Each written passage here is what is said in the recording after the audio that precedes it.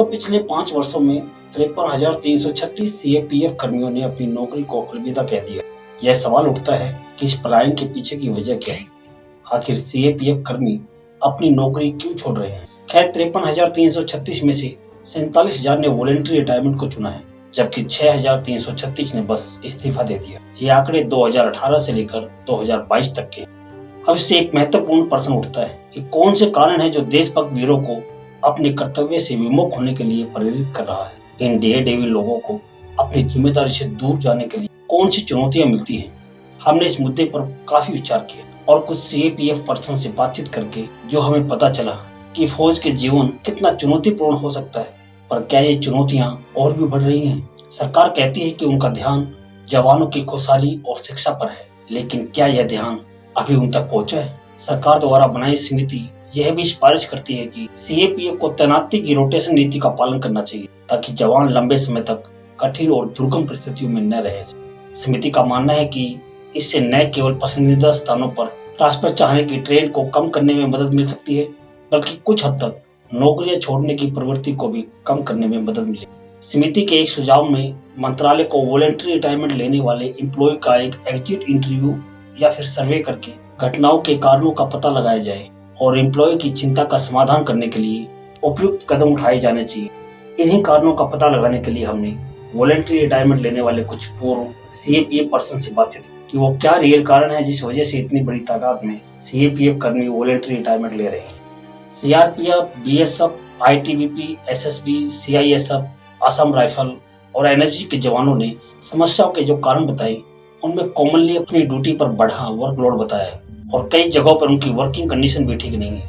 जवान अकेले अपने परिवार से दूर रहते हैं और यह समस्या उनके मानसिक स्वास्थ्य पर बुरा असर डालती है। इसके बाद छुट्टियां, प्रमोशन और रैंक मिलने में देरी के कारण जवान डिप्रेशन में रहते हैं। सरकार द्वारा दिए गए आंकड़ों में पिछले 5 सालों में 2018 से लेकर 2022 तक 53,336 सीएपीएफ कर्मियों में से 47,000 सैनिकों ने वॉलंटरी रिटायरमेंट लिया, जबकि 6,336 ने अपनी सर्विस से इस्तीफा दिया। इसमें सबसे ज्यादा 2022 में ही सीएपीएफ के कर्मियों ने कुल 11,211 सेवानिवृत्ति ली और 1,169 ने इस्तीफा दिया। केंद्रीय गृह राज्य मंत्री नित्यानंद राय ने बताया है कि 2018 से 22 तक बीएसएफ के सबसे ज्यादा 23,553 लोगों ने नौकरियां छोड़ी है। उनमें से 21,692 जवानों ने वीआर लिया है और 4,864 ने इस्तीफा दिया। इसके बाद केंद्रीय रिजर्व पुलिस बल 13,640 लोगों ने नौकरियां छोड़ी। तीसरे नंबर पर आता है असम राइफल 5,393 लोगों ने। उसके बाद सीआईएसएफ 5151, आईटीबीपी 3165 और एसएसबी 2,434 जवानों ने नौकरियां छोड़ी। इन सभी आंकड़ों के साथ हमें दिखाई देता है कि सीएपीएफ और असम राइफल के कर्मियों के बीच वर्किंग कंडीशन और फैसिलिटी में सुधार किया जा सकता है। सरकार ने इस पर कई उपाय भी किए जो शायद जमीनी स्तर पर नहीं पहुंच पाए। एक डाटा के अनुसार सेंट्रल आर्म पुलिस फोर्स में अप्रूव 10,05,520 पदों के मुकाबले सीएपीएफ में कुल 84,866 पद खाली हैं। सरकार ने अक्सर स्वीकार किया है कि रिक्त पदों के कारण मौजूदा सीएपीएफ कर्मियों को फोर्स की बढ़ती मांगों को पूरा करने के लिए अत्यधिक काम करना पड़ता है। जिन बलों में सबसे ज्यादा पद खाली हैं वो है केंद्रीय रिजर्व पुलिस बल, सीमा सुरक्षा बल, केंद्रीय औद्योगिक सुरक्षा बल, भारत तिब्बत सीमा पुलिस, सशस्त्र सीमा बल और असम राइफल। रिक्तियों की संख्या बहुत चिंताजनक है। एक यूनिट कमांडर के अनुसार उन्हें कई चुनौतियों का सामना करना पड़ता है, विशेषकर छुट्टी देने को लेकर। जब आपके पास फोर्स में पर्याप्त लोग नहीं है, छुट्टी स्वीकृत न करने का कारण एक यह भी है कि छुट्टी पर जाने वाले लोग बहुत अधिक नहीं हो सकते। वे अपनी बटालियन की ताकत बनाए रखने के लिए एक समय में केवल निश्चित संख्या में ही लोगों को छुट्टी दे सकते हैं। छुट्टियां, प्रमोशन, ट्रांसफर ऐसी बहुत सी चुनौती हैं सीएपीएफ में। सामान्यतः किसी भी क्षेत्र में जब एम्प्लॉय अपने दैनिक कार्यों को पूरा करने के लिए प्रेरित नहीं होते, अधिक काम करके थका हुआ महसूस करते हैं या फिर अपनी वर्तमान स्थिति से आगे बढ़कर अधिक उन्नत स्थिति में जाना चाहते हैं, तब वो जॉब स्विच करते हैं, यानी कि नौकरियां छोड़ देते हैं। पर दोस्तों, वर्दी की नौकरी किसी अन्य नौकरी की तरह नहीं है। यह एक जिम्मेदार नौकरी है। आपको अपनी जिम्मेदारी के तहत एक विशेष क्षेत्र को सुरक्षित रखने की जिम्मेदारी मिलती है।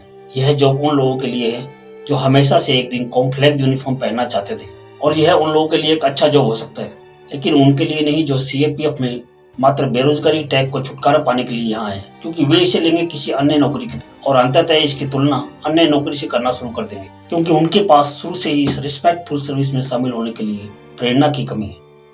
जबकि चुनौतीपूर्ण परिस्थितियों में अपने कर्तव्य का निर्वहन करने के लिए आर्म फोर्स में आपको बहुत प्रेरित होने की आवश्यकता है। आपको सौंपे गए कर्तव्य का निर्वहन करते समय कई बार चीजें आपके खिलाफ होंगी, लेकिन अगर आप ऐसे लोगों में हैं जो सिर्फ रोजगार के लिए आए हैं तो आप गलत तालाब में गलत मछली है।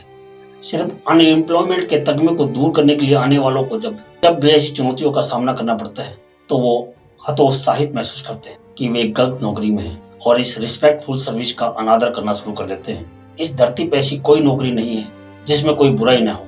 कोई भी नौकरी इस तरह के लोगों को संतुष्ट नहीं कर सकती। और जहां तक मेजर चुनौतियां हैं उनको लेकर सरकार के कई दावे हैं, जिनमें से वर्किंग कंडीशन में सुधार लाने और कर्मियों के ट्रांसफर और छुट्टी से संबंधित ट्रांसपेरेंट पॉलिसी सरकार द्वारा पेश की गई। साथ में ही कर्मियों को हार्ड एरिया में पोस्टिंग के बाद पसंदीदा पोस्टिंग पर भी काम किया जा रहा है। ड्यूटी के दौरान इंजरी के कारण हॉस्पिटल में भर्ती होने के पीरियड को भी ड्यूटी पर माना जाता है, जबकि ट्रूप्स के साथ ऑफिसर की रेगुलर इंटरेक्शन, उनकी शिकायतों का पता लगाने और उनको रिड्रेस किया जा रहा है। ट्रूप्स की लिविंग कंडीशन में इंप्रूव करने के लिए पर्याप्त मनोरंजन, रिक्रिएशन, स्पोर्ट्स और कम्युनिकेशन फैसिलिटी पर निरंतर कार्य किया जा रहा है। कैश फैसिलिटीज, महिला कर्मचारियों की सुविधा के लिए कई संस्थानों में क्रैच सुविधा भी प्रदान की जाती है। क्रैच एक ऐसी सुविधा है जो पेरेंट्स को काम के दौरान अपने बच्चों को छोड़ने की सुविधा देती है और जहां बच्चों को उनके होलिस्टिक डेवलपमेंट के लिए स्टिमुलेटिंग एनवायरनमेंट प्रोवाइड किया जाता है। ई आवास पोर्टल हाउसिंग स्टॉक इन्वेंट्री के साथ साथ सीएपीएफ और एआर कर्मियों की फैमिली एकोमोडेशन के आवंटन के बारे में जानकारी को स्ट्रीमलाइन करने के लिए सीएपीएफ ई आवास पोर्टल भी स्थापित किया गया है। Facility of retention of government accommodation, पूर्वोत्तर राज्य जम्मू कश्मीर और वामपंथी उग्रवाद प्रभावित क्षेत्रों में तैनाती के दौरान अंतिम पोस्टिंग के स्थान पर परिवार को रखने के लिए सरकारी आवास बनाए जाने की सुविधा। The art of living course, CAPF और असम राइफल कर्मियों के लिए आर्ट ऑफ लिविंग कोर्स आयोजित किए जा रहे हैं, जिनका जवानों पर सकारात्मक प्रभाव पड़ता है। प्रमोशन एंड फाइनेंशियल बेनिफिट्स, जब भी वैकेंसी आती है एलिजिबल पर्सन को नियमित रूप से प्रमोशन जारी की जाती है। मॉडिफाई एश्योर कैरियर प्रोग्रेस, यदि वैकेंसी के अभाव में प्रमोशन नहीं होती तो मॉडिफाई एश्योर कैरियर प्रोग्रेस के तहत फाइनेंशियल बेनिफिट 10, 20 और 30 साल की सेवा में दिया जाता है। ये सभी दावे तब सही मायनों में सिद्ध होंगे जब इनका लाभ हमारे जवानों को सीधे मिलेगा। सेंट्रल आर्म पुलिस फोर्स और असम राइफल देश की रक्षा के लिए काम करते हैं, तो इनका ख्याल भी रखना जरूरी है। हमें उम्मीद है कि सरकार इस मुद्दे को सीधे समझेगी और जवानों को उनकी समस्याओं का समय पर समाधान देगी। इस मुद्दे पर और गहराई से बात करने के लिए मैं आपसे गुजारिश करता हूँ, कृपया हमारे चैनल को सब्सक्राइब करें और हमारे साथ जुड़े रहें ताकि हम और भी ऐसे महत्वपूर्ण मुद्दे पर बात कर सकें। इस वीडियो को देखने के लिए धन्यवाद। अगर आपको ये वीडियो पसंद आया हो तो वीडियो को लाइक करें, कमेंट पे जय हिंद जरूर लिखें और हमारे चैनल को सब्सक्राइब जरूर कर लें। जय हिंद, वंदे मातरम।